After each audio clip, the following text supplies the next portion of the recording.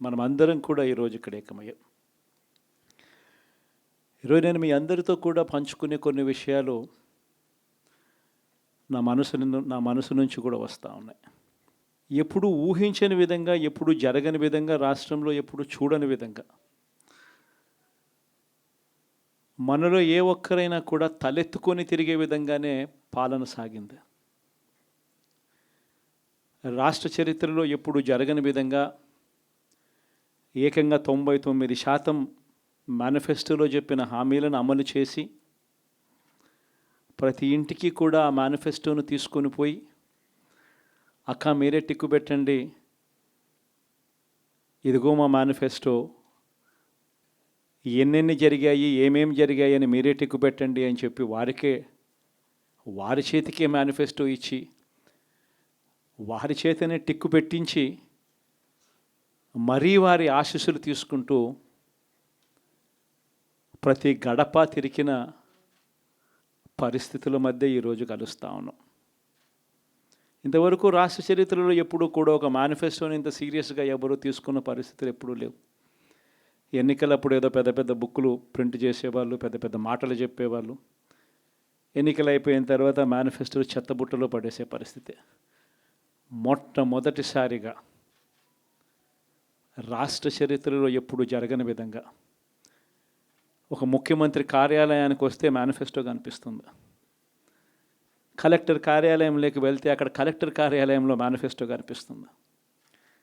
ఏ డిపార్ట్మెంట్కి వెళ్ళినా కూడా ఆ డిపార్ట్మెంట్లలో హెచ్ఓడీలు కానీ, సెక్రటరీలు కానీ ఎక్కడికి వెళ్ళినా కూడా వాళ్ళ కార్యాలయాలలో మన మేనిఫెస్టో కనిపిస్తుంది.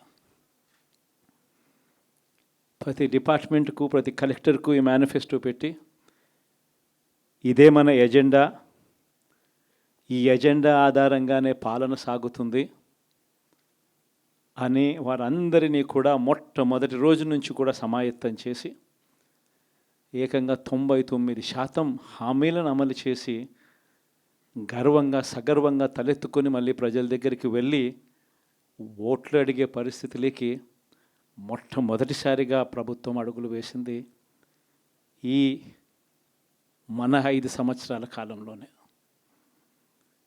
నిజంగా ఇది జరిగినప్పుడు, చూసినప్పుడు నిజంగా ఆశ్చర్యం అనిపిస్తుంది. ఎప్పుడు చూడని విధంగా ఏకంగా 2,70,000 కోట్ల రూపాయలు,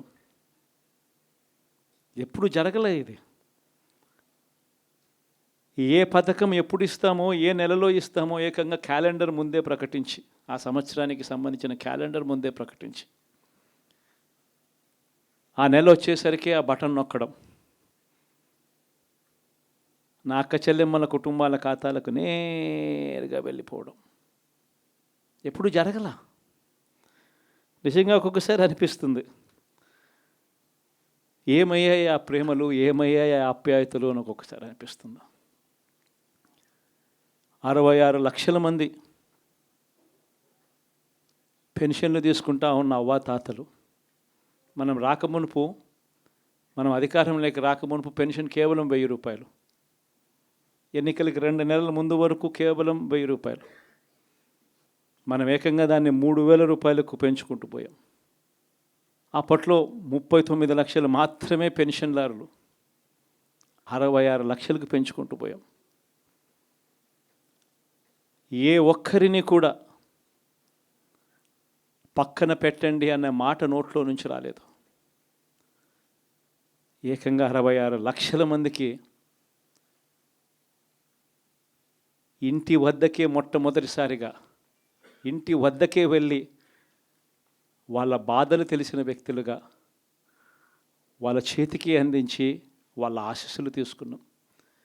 మరి ఏమయ్యాయి ఆ 66 లక్షల మంది అవ్వాతాతలు, ఆ వికలాంగులు, ఆ వితంతువులు, అక్క చెల్లెమ్మలు, వారి ఆప్యాయతలు, ప్రేమలు ఎప్పుడు జరగని విధంగా 54 లక్షల మంది తల్లులకు కేవలం మీ పిల్లలకు బడులకు పంపించండి చాలు, మీ పిల్లలు గొప్పగా చదవాలి, మీ పిల్లలకు మంచి భవిష్యత్తు ఉండాలి అని 54 లక్షల మంది అమ్మలకు అమ్మఒడి, మరి ఏమయ్యాయి వాళ్ళ ప్రేమలు, వాళ్ళ ఆప్యాయతలు?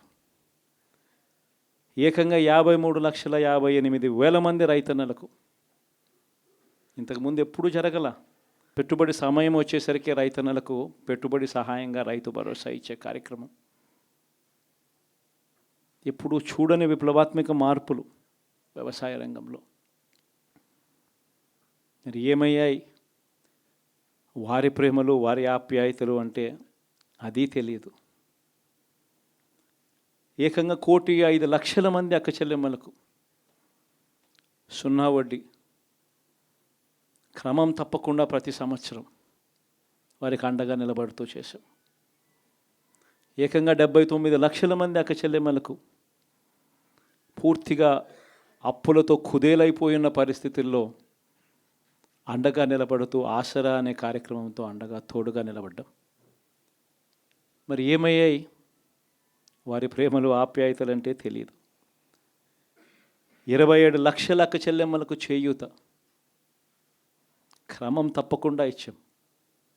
ప్రతి సంవత్సరం 30 లక్షల మంది పిల్లలకు మంచి జరిగిస్తూ ఆ తల్లులకే విద్యా దీవెన, వసతి దీవెన. ఏకంగా 31 లక్షల అక్క చెల్లెమ్మలకు ఇళ్ల పట్టాలు. మరి ఏమయ్యాయి వారి ప్రేమలు, ఆప్యాయతలు అంటే తెలియదు. 22 లక్షల ఇళ్ళు గతంలో ఎప్పుడు చూడని విధంగా 3,60,000 మంది నా అక్క చెల్లెమ్మలకు కాపు నేస్తం, 4,96,000 మందికి ఈబీసీ నేస్తం నా అక్క చెల్లెమ్మలకు, 82,000 మందికి నేతన్న నేస్తం, 2,76,000 మందికి వాహనమిత్ర, 16 లక్షల మందికి తోడు అనే కార్యక్రమంతో ఆదుకోవడం, 3,38,000 మందికి చేదోడు, 1,10,000 మందికి పైగా మత్స్యకార భరోసా. ఎక్కడ ఎవ్వరికి కూడా క్రమం తప్పకుండా కోవిడ్ సమస్యలున్న సాకులు చూపలేదు. మంచి చేశాం. ఎప్పుడు చూడని విధంగా, ఎప్పుడు జరగని విధంగా పేదవాడు అనేవాడిని పేదరికం నుంచి బయటికి పర్మనెంట్గా తీసుకొచ్చే దానికోసం అడుగులు పడ్డాయి. అది జరగాలి అని అంటే క్వాలిటీ చదువుల వల్లే జరుగుతాయి అని చెప్పి మొత్తం విద్యారంగాన్ని మార్చాం. 3వ తరగతి పిల్లాడికి టోఫుల్ క్లాసులు, టోఫుల్ పీరియడ్, ఇంగ్లీష్ మీడియం బడులు, 6వ తరగతి నుంచే ఐఎఫ్పీలు, 8వ తరగతి పిల్లల చేతుల్లో ట్యాబులు. ఇప్పుడు చూడలేదు ఇవన్నీ, ఇప్పుడు జరగల. వైద్య రంగంలోనూ కూడా అలాంటి మార్పులే. ఏకంగా 25 లక్షల దాకా ఆరోగ్యశ్రీని విస్తరించాం. 1,050 ప్రొసీజర్లు ఉంటే 3,300 ప్రొసీజర్లకు తీసుకొని పోయాం. ఆరోగ్యశ్రీయే కాదు, ఆరోగ్య ఆసరా దగ్గర నుంచి గ్రామ స్థాయిలో విలేజ్ క్లినిక్ దగ్గర నుంచి ప్రతి పేదవాడికి తోడుగా ఉండడం.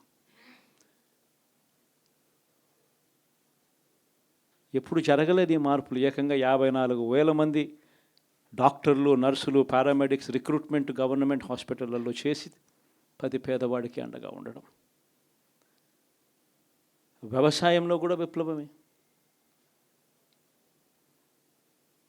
ఏకంగా ఆర్బీకేలు చేయి పట్టుకొని నడిపిస్తూ గ్రామ స్థాయిలో కనిపించాయి. విద్య, వ్యవసాయం, వైద్యం, సామాజిక న్యాయం,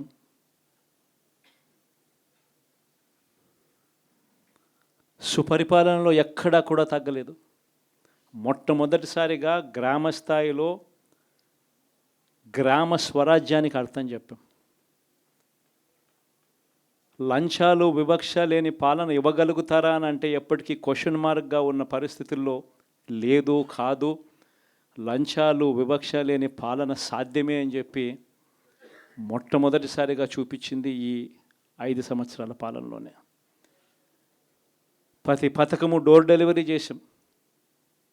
ఇంటి వద్దకే పాలన అన్నదానికి అర్థం తీసుకొచ్చాం. మహిళా సాధికారతకు ఈ మాదిరిగా చేయగలుగుతాము అని చెప్పి అర్థం చూపించాం. ఇవన్నీ సంస్కరణలు. ఏ అక్క చెల్లెమ్మ బయటికి వెళ్ళినా కూడా ధైర్యంగా పోయే పరిస్థితి. ఫోన్లో దిశ యాప్ ఇలా 5 సార్లు ఊపితే చాలు 10 నిమిషాల్లో పోలీస్ వచ్చి అక్క ఏమైంది అనే పరిస్థితి. గ్రామంలోనే మహిళా పోలీస్. ఎప్పుడు చూడలేదు ఇవన్నీ.